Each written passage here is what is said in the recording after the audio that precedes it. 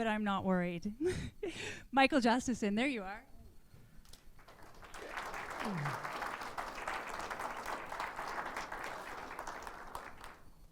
Thanks very much. I'd just like to say thank you to the other speakers. I think we've certainly had a great sort of amount of education, certainly in the grace department. And being an engineer myself, when I looked at the theme of engineering grace, I attached on to the engineering word perhaps a bit too strongly. And I should warn you that it may get a bit mathy, but I know there's probably nothing you'd rather do on a Friday night than some math. So I wanted to talk a little bit about something that happened to me, and this is really for me a journey of ideas. And it started for me in 1992 in the summer. I was an engineering student. I had a pretty good engineering type job. And lucky for me, I actually worked with another guy who was a pretty first-class nerd. And one day he said, "Hey, have you heard about this thing called chaos theory?" And I said, "No." And he loaned me a book. And I read that book, and it pretty much changed my outlook on life. And changed my outlook certainly in the realm of math and science, and then later in engineering. So really, this talk is sort of a journey through ideas, and it may be a bit abstract, but I hope you'll try and take it with me. So it's important to think about where we start. And in school, when we learn math and where science kind of starts is in a very familiar place to us. We start with things like circles and squares and triangles. These are all very man-made constructs of geometry. They're not really something that we may invent out of our own minds. You didn't see any of these, let's say, in the underwater wheelchair. So as she was swimming around underwater, you didn't really see any circles or squares or triangles. And this type of what I call linear man-made thinking sort of perpetuates through our education in math and science and engineering. We don't ever see the geometry of nature. So when we look out the window, we see things like this. There's no squares or circles or triangles. The clouds don't have any kind of geometry like we learn in school. And certainly trees. Trees are a great example of the geometry of nature. And it was something I'd never really thought about before. I'd made it all the way to my last year of an engineering degree, and no one told me that there was any kind of math that could be used to describe nature. I only knew the math that I was taught in school. It's interesting to note that this is sort of an academic journey for me, but it was one that took place almost completely outside the academic world. So here, I did warn you about this, and in fact, this is one of the first rules of a presentation. Don't use any equations. So I'm going to break that rule. Don't worry, there won't be a test at the end, but I want you to just try and stay with me. This is something you may have seen in school. This is a regular equation, y equals 2x squared minus 1. And in school, we learn that it makes this shape. Okay, this is a curve, a parabola. Maybe it rings a bell from high school. Okay. This is an example of the circle, the square, the triangle. This is man-made math. And when I read that book that was loaned to me, I learned something new. I learned that this same equation that I thought I completely understood could also make this. Now at this point I stopped reading the book and I said, okay, I need to take a little break.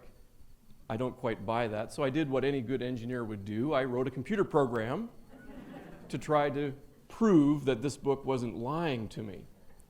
So in the day we used Fortran, so I sat at my desk and I programmed a little Fortran program, and sure enough, using the instructions I was given in the book, I was able to duplicate this diagram, which was shocking to me, and I have to say I experienced a little bit of anger, because why is it that I had made it all the way to my last year of engineering, taken lots of courses in math, taken lots of courses in science, and no one told me ever that y equals 2x squared minus 1 can make that. What's more interesting about this is that there is a structure that underlies this graph that is invisible, and it's an invisible hidden pattern. If I zoom in on a particular spot, I see, again, the same type of pattern recur. And the finer and the closer I look at this equation, the finer and finer structure I'll see. And I could zoom in forever and continue to see the same pattern. And I thought that was pretty incredible. And what I realized was we'd been using equations all wrong. We're teaching them the wrong way. We have to look at equations the same way that nature looks at equations. And when we look at things like, you've heard of generation X and generation Y, well, that's actually what that equation is. That's how nature runs a program or runs an equation. Parents, right, the X's, produce the Y. Then those Y, the children, then become the parents and produce their own children. And in nature, we call that generations. In math, we call it iterations. And that's how you use this equation to produce this pattern, which is, as you'll see, a pattern that we see in nature. So think about the diagram I showed. Here's some trees. Well, I'll just turn them sideways, and then we'll have another look at our diagram. It's called a bifurcation diagram. And I will say that scientists and engineers, and especially mathematicians, have a problem with marketing. So when you call it a bifurcation diagram, you probably won't remember that, and it may not stick with you, but hopefully you'll remember the trees. We can construct other shapes that exhibit the same type of what's called self-similarity at different scales. And we can artificially construct these things that we call fractals by following simple rules. And these are examples of the types of artificial fractals that we can construct. And you would see that as you zoom in on any one part of these structures, that you would see the same repeating pattern at any scale. This was first noticed by a fellow in the 1960s. His name was Benoit Mandelbrot, and he was a mathematician that worked for IBM. And he had at his disposal this great tool, a computer.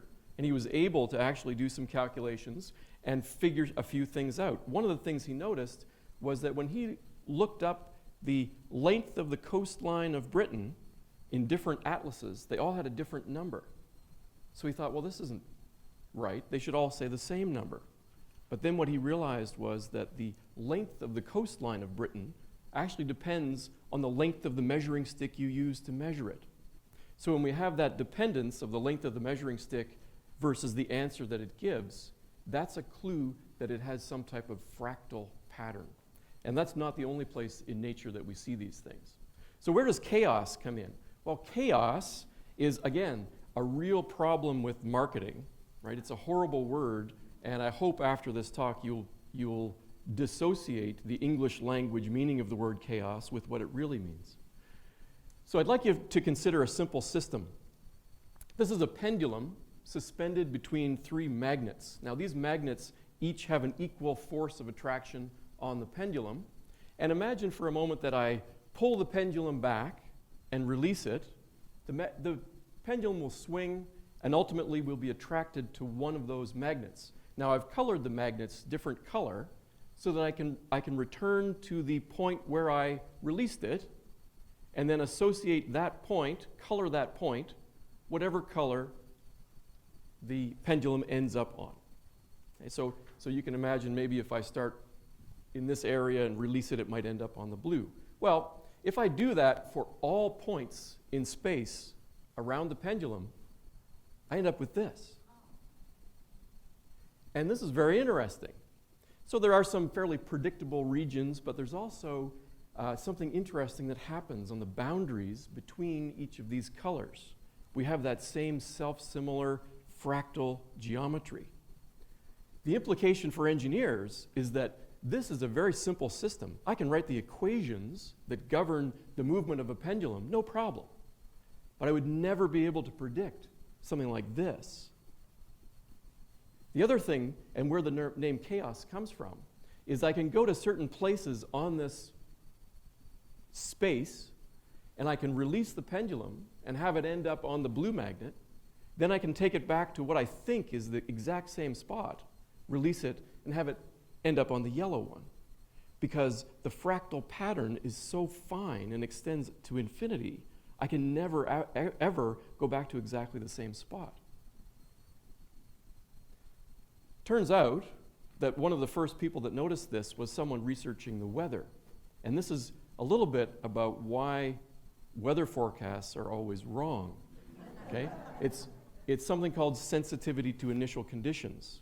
And this fellow was a researcher in the 1970s, and he was studying weather, and he ran a computer simulation, again with equations inside of it. Wanted to, for some reason, rerun the same simulation.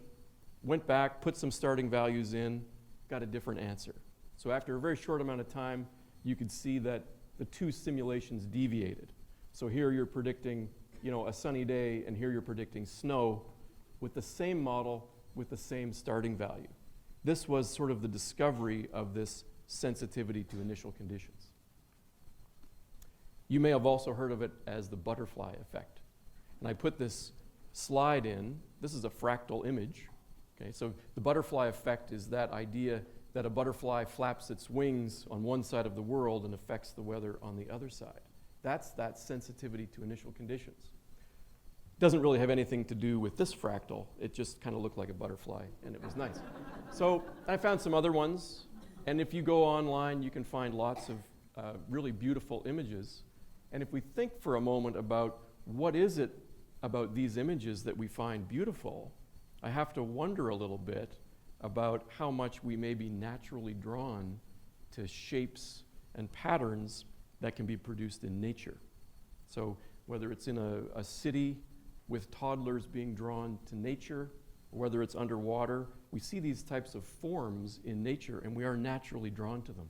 So hopefully at the end I'll have some conclusion as to why I think that is. This is a very famous fractal. It's called the Mandelbrot set, and it was one of the first fractals computed used at IBM. This is an illustration of how the self-similarity of the Mandelbrot set extends to infinity. So you can continuously zoom in and zoom in and zoom in and have the same pattern. So how did this affect me? Well, aside from sort of taking my scientific and engineering world and turning it upside down, I also did have some personal effect from this. So I had, by this time, gone into a master's in earthquake engineering, and my supervising professor was called away quite suddenly in January 1995 because of the earthquake in Kobe, Japan. And I was tasked with very rapidly trying to finish a draft of my thesis so that he could read it on the plane. He's the middle author in this. He came back and gave a number of interesting presentations about the devastation in Kobe, and maybe some people remember this. This is the Hanshin Expressway in Kobe, Japan. It was completely sort of like my world, turned on its side. About 6,000 people died in this earthquake. My supervising professor came back, and he actually gave a seminar that was open to the public, and he showed lots of images. One of the things that struck me, because I had begun to think about things differently because of my outside academic interest in chaos and fractals, and one of the things I saw in every image was incredibly strong man-made structures completely destroyed, yet the trees were always fine. And I thought that this was kind of an observation that maybe as engineers we kind of fail to make because we don't really see the forest for the trees anymore. We've got hung up in this world of circles and squares and triangles to a huge extent, where here we have nature perfectly capable of dealing with this type of event. Well, it got me thinking more about earthquakes. And in fact, the fellow who invented the Richter scale also did some other work. And they came up in the 50s and 60s, they worked on this thing called the Gutenberg-Richter law. And what it showed was there was a relationship with earthquakes and how often they occurred, their size and how often they occurred. And this is a clue that earthquakes were actually caused by a fractal phenomena. And of course, rocks and the way rocks crack, they follow patterns, kind of like bifurcation diagrams. So it made sense that the Gutenberg-Richter law and that earthquakes themselves were related to chaos theory and fractal geometry. Here's some cracks. They look a lot like bifurcation diagrams. Again, we're looking now at the world in a different way with a geometry that we're not necessarily taught in school. How it affected me personally was that I was doing my master's and I was simulating the behavior of structures when they experience an earthquake. And I happen to have a lot of these earthquake ground motions. You've probably seen something like this before, right? This is telling you what the motion of the ground was. And I wondered about scale. And I wondered, well, is the same type of law like the Gutenberg-Richter law that we look at in the global scale, does that also hold for the individual time series during an earthquake? And it turned out it did. And this excited me quite a lot. I thought, wow, I've discovered something. I've put 2 and 2 together and actually made a discovery. Now, unfortunately, at this point in time, I'd been quite distracted from my actual master's thesis, but I was nearing the end and I had to make a decision about what to do.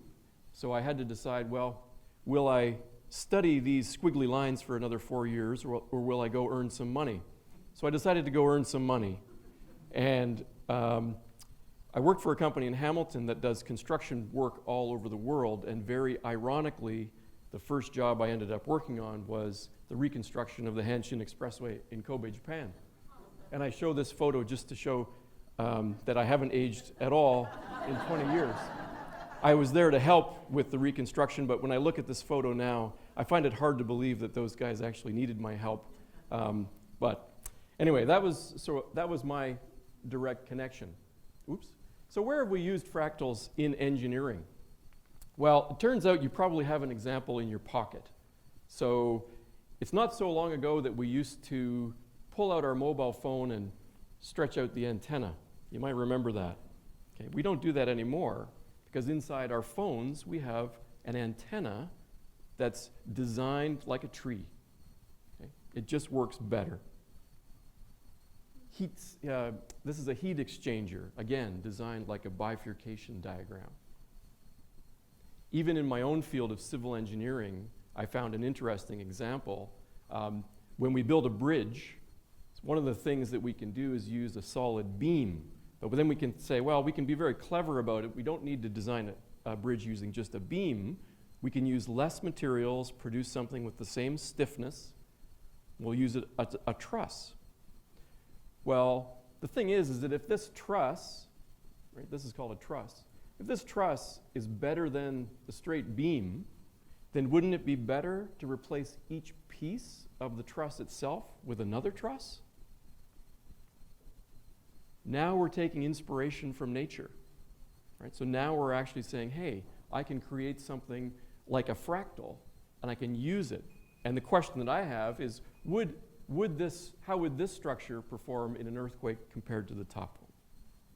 And in fact, there is sort of research going into this, and again, the engineering marketing machine stepped in and called them hierarchical space frames for high mechanical efficiency, which I'm sure you will remember. All the time, I have to think that Mother Nature is laughing at us because Mother Nature says, well, I call my hierarchical space frames for high mechanical efficiency, I call it wood, or I call it bone. Okay? So why do we find beauty and elegance, or what you could call grace, in the geometry of nature? I think it's because it's actually inside of us. So all of these same types of geometries all exist in our own bodies. Right? Our heartbeat follows a chaotic series. Our blood vessels, they look just like bifurcation diagrams. And the most important one is our brain. Right? The interconnectivity of the cells in our brain are just like fantastic interconnected trees. I want to introduce another idea. And after I'd sort of read everything I could find on chaos theory and fractals, I was left with another challenge, and that was something that they called complexity and emergent properties. And you may have seen videos of flocks of birds. And when you have thousands of birds together, they move and undulate in these beautiful patterns. And the interesting thing about that is that if you look at an actual individual bird and study it, you would never predict the beautiful patterns that you get when you put thousands of them together. Same thing with a school of fish. So that motion is what we call an emergent property. You think back to your brain for a moment. If you think about what a brain cell actually does, it's not very much. But when we connect billions of them together, they have emergent properties. Things like consciousness and self-awareness. Where does that come from? You would never predict that by studying an individual brain cell. So that's something that's affected me, and I thought that it was an idea worth sharing. So thank you very much.